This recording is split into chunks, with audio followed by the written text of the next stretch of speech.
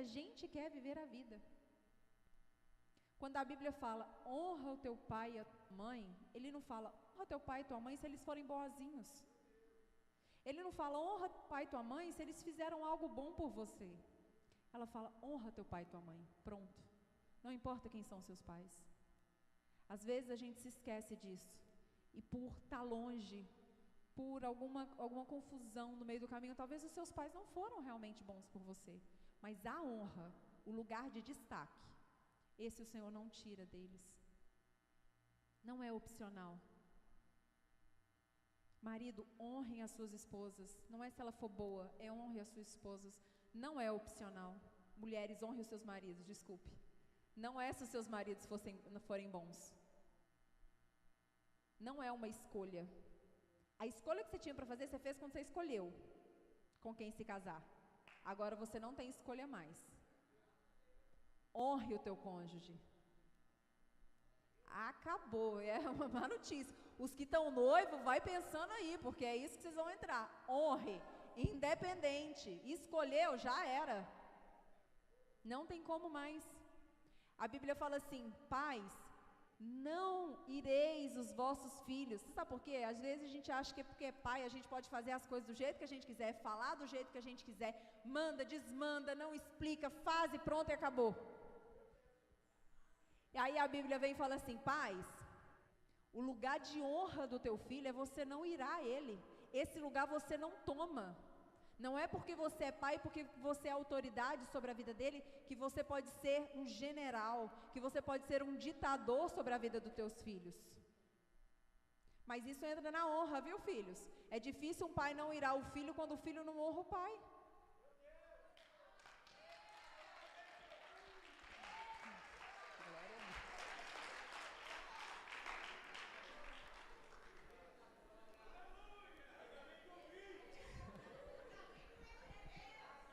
Todas as vezes que nós quebramos um princípio de honra, esse princípio vem quebrar a gente.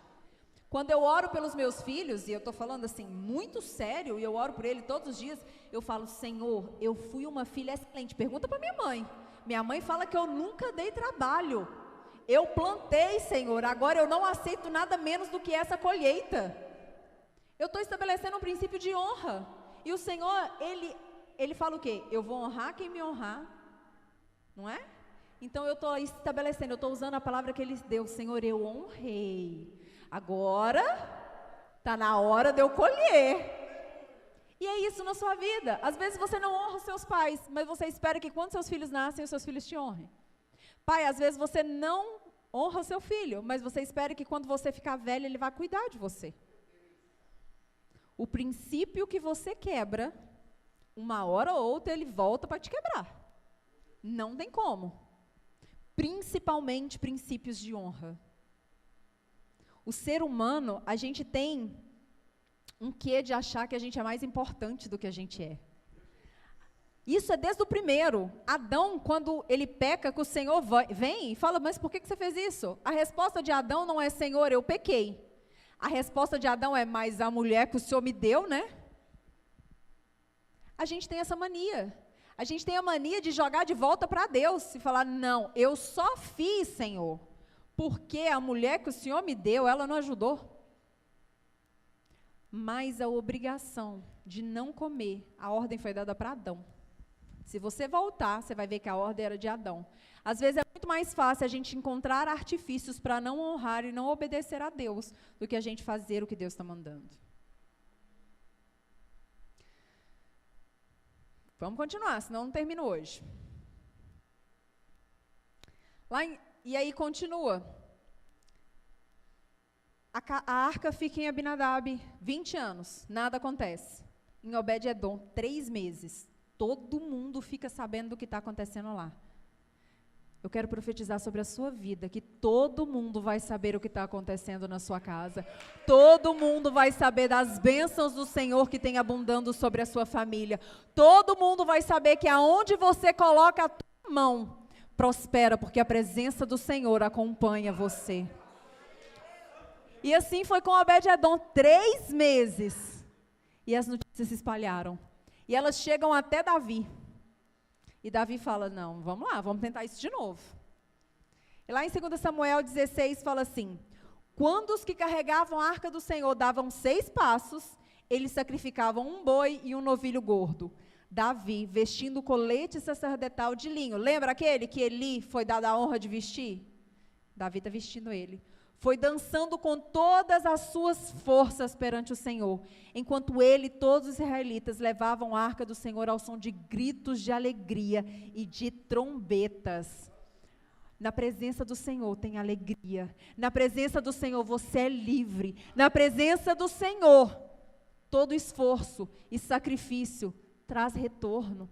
Na presença do Senhor você é transformado. Enquanto você vai carregando a presença do Senhor, sacrificando e pulando de alegria e dizendo: Senhor, é a tua presença, Senhor, não sou eu mais, Senhor, é só você.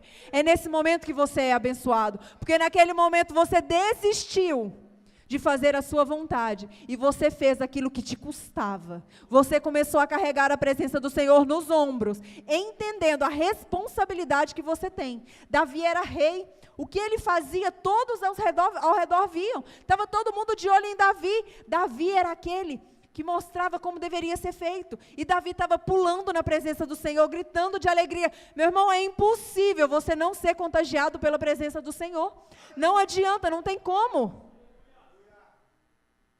A presença do Senhor é como fogo. Fogo se alastra, nós vimos isso esses dias.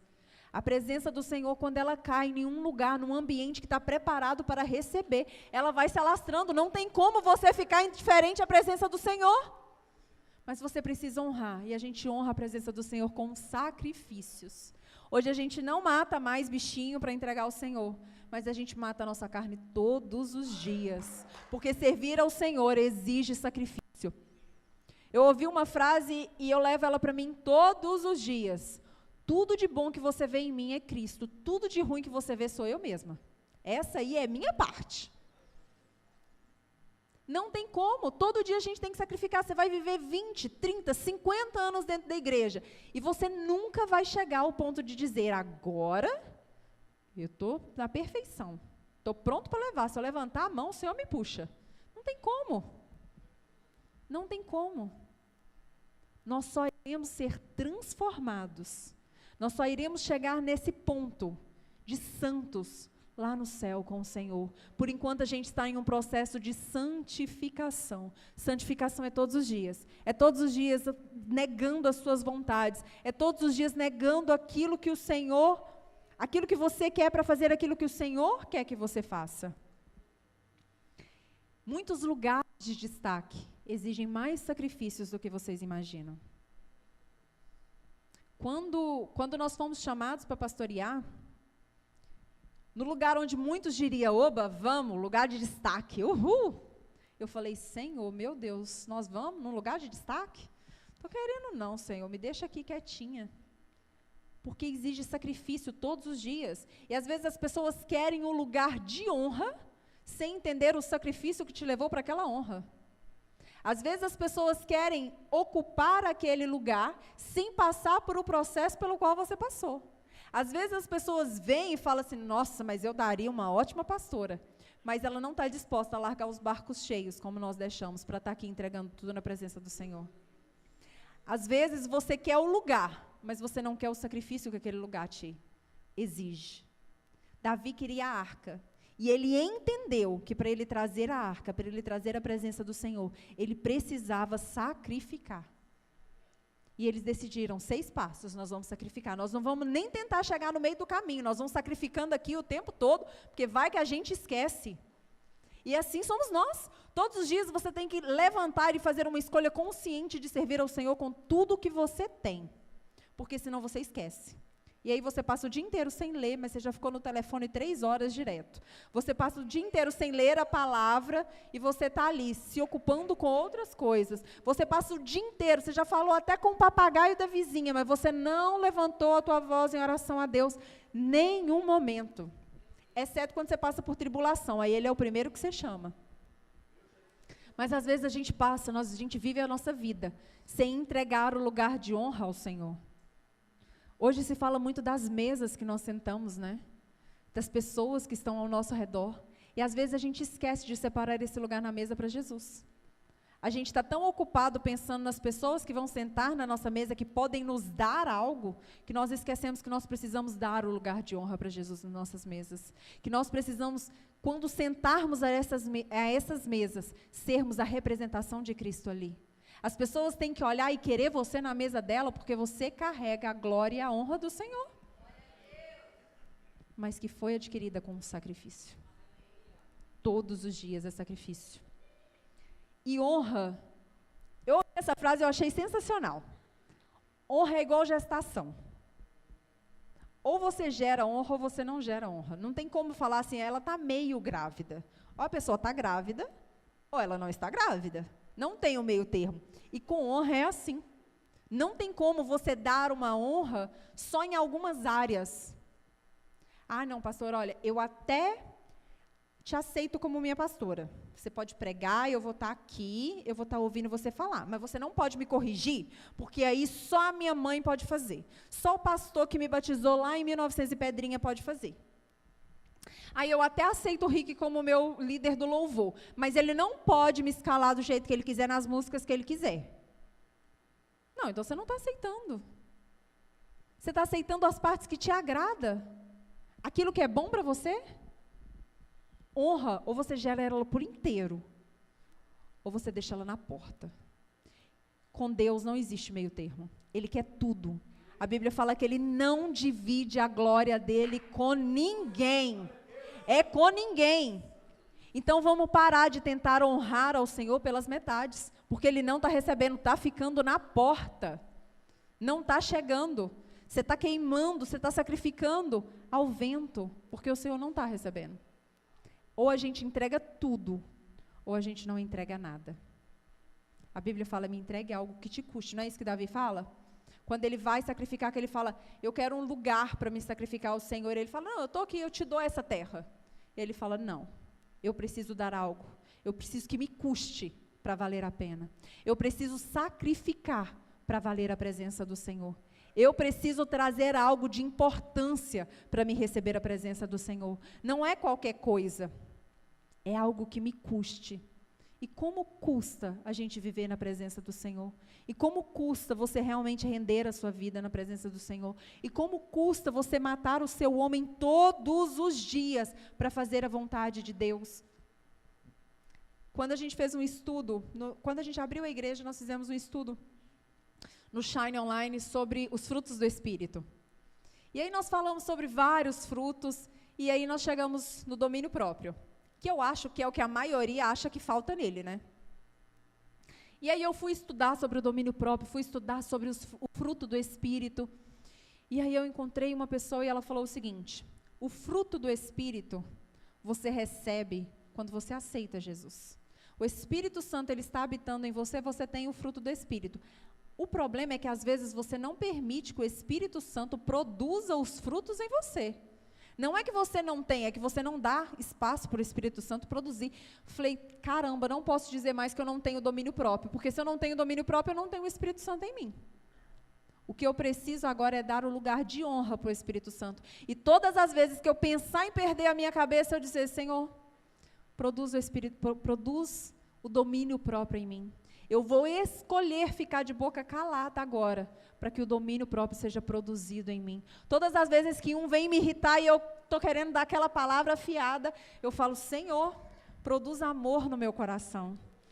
Produz amor no meu coração. Eu quero amar o bichinho, olha só. Talvez ele nem está entendendo que ele está me irritando. Deixa eu amar ele um pouco mais.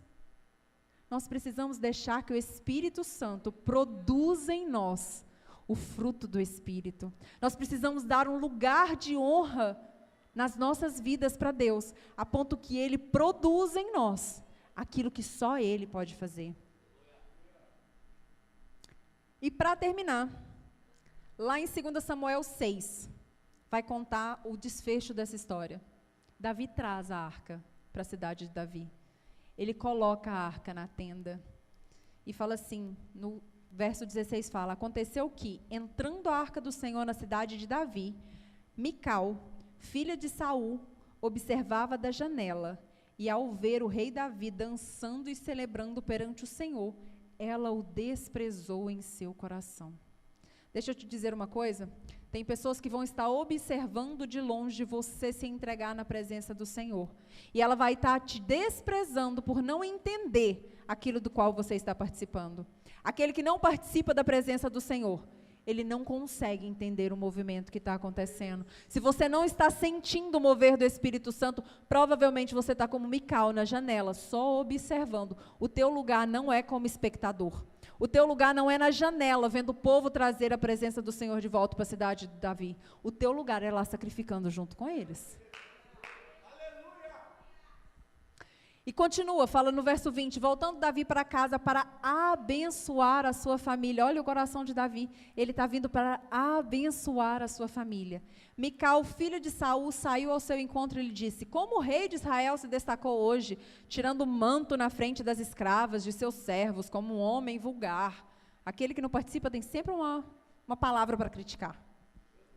Mas Davi disse a Mical: foi perante o Senhor que dancei, perante aquele que me escolheu no lugar do seu pai, ou de qualquer outro da família dele, quando me designou soberano sobre o povo do Senhor, sobre Israel. Perante o Senhor celebrarei, e me rebaixarei ainda mais, e me humilharei aos meus próprios olhos, mas serei honrado por essas escravas que você mencionou. E até o dia de sua morte, Mical, filha de Saul, jamais teve filhos. A gente já conhece a história de Saul. E Saul perde o reinado exatamente pela falta de honra ao Senhor. Exatamente porque ele sacrificou no lugar do sacerdote. A filha dele, ela não entendeu nada. Existem pessoas que vão passar pelo mesmo problema várias e várias vezes e não vão entender nada. Não seja como essas pessoas, entenda na primeira. Se possível, entenda na vida do irmão, nem na tua, para você não ter que passar por aquele caminho. Saul perde o trono. Só que Mical era filha de Saul. E ela se casa com o rei Davi. Existia a possibilidade da linhagem de Saul continuar. Ela era a primeira esposa de Davi. O filho que ela tivesse continuaria a linhagem. Mas ela despreza o marido dela por estar se derramando na presença do Senhor, por estar se humilhando perante o Senhor. E a resposta do Senhor para ela é esterilidade. Qual área da sua vida tem sido estéril porque você tem decidido não honrar o Senhor? Qual área da sua vida tem sido estéril porque você tem desprezado o mover do Espírito Santo? Qual área da sua vida você não tem permitido o Senhor entrar e ela tem morrido ao invés de florescer? Mical estava mais preocupada com o que o povo ia pensar. Mical estava mais preocupada com Davi tendo o título de rei e sendo reconhecido como rei. E é isso que ela vê. Ela vê somente o que está aos olhos do povo. Ela só quer saber como o povo vai perceber Davi depois daquele momento. Ah, mas você estava lá dançando junto com as escravas. Que papel que você fez? Agora Davi estava mais preocupado com como o Senhor veria ele. Ele não está preocupado com o título. Ele não está preocupado como os outros vão ver. Ele diz: eu vou me humilhar ainda mais na presença do Senhor, porque para o Senhor vale a pena me humilhar. Eu não quero saber o que o outro está olhando, eu não quero saber o que o outro está vendo. Eu sei que eu tenho carregado a presença do Senhor, e eu vou cantando sim, eu vou dançando sim, eu vou com alegria, porque é para o Senhor que eu tenho feito. Não é para homens, é para o Senhor, é a Ele, é a presença dEle que eu tenho carregado. Davi tinha tanta certeza daquilo que ele estava fazendo, o coração dele estava tão no lugar certo, que eu imagino ele pensando assim: eu pouco me importa, foi Deus que me ungiu, foi Ele que me colocou aqui, eu vou continuar a entregar a Ele tudo o que eu tenho, é tudo. E se eu tiver que me expor ridículo, eu me exponho ao ridículo. Se eu tiver que ser olhado de baixo para cima pelos meus súditos, eu vou ser olhado de baixo para cima. Mas quando o Senhor olhar do céu, Ele vai ver um coração derramado na presença dEle. Ele vai ver uma pessoa que não tem vergonha, que não se envergonha do Evangelho. Ele vai ver alguém que entrega tudo, que não honra o Senhor somente com palavras, que não honra o Senhor somente com atos, que não honra o Senhor somente da boca para fora, mas entrega tudo na presença do Senhor, deixa tudo ali naquele caminho. E o coração de Davi era tão bom que ele vai para casa para abençoar a família. Ele fala, você não estava lá comigo, mas eu vou trazer comigo a presença do Senhor. Eu vou trazer para dentro da minha casa aquela bênção que eu trouxe com o povo, pulando e gritando. E muitas das vezes nós não recebemos essa presença quando ela bate nas nossas portas. Muitas das vezes a gente faz como Mical. E rejeita aquilo que a pessoa tem trago, a honra do Senhor para dentro da nossa casa. A sua família só vai conhecer a Deus através da sua vida. A sua família só vai conhecer o poder transformador do Senhor a partir do momento que você mudar de atitude. A partir do momento que você refletir o Espírito Santo. Não adianta. Às vezes a gente vai viver 20 anos pregando, falando, e essa pessoa nunca vai querer conhecer ao Deus que você serve, por causa da maneira que você serve ao seu Deus. Não é porque o nosso Deus não é grande, não é porque o nosso Deus cura, não é porque o nosso Deus não salva, não é porque o nosso Deus não transforma, é porque Ele ainda não fez isso na sua vida. E aquelas pessoas estão lendo você e não a Bíblia.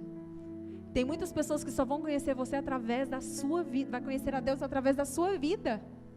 Você é o mais perto que eles têm de chegar a Deus. É através de você que eles vão saber como honrar a Deus. Pais, os seus filhos vão honrar a Deus da maneira que você honra a Deus. Maridos, os seus filhos vão te honrar, sua esposa vai te honrar da maneira que você honra a Deus.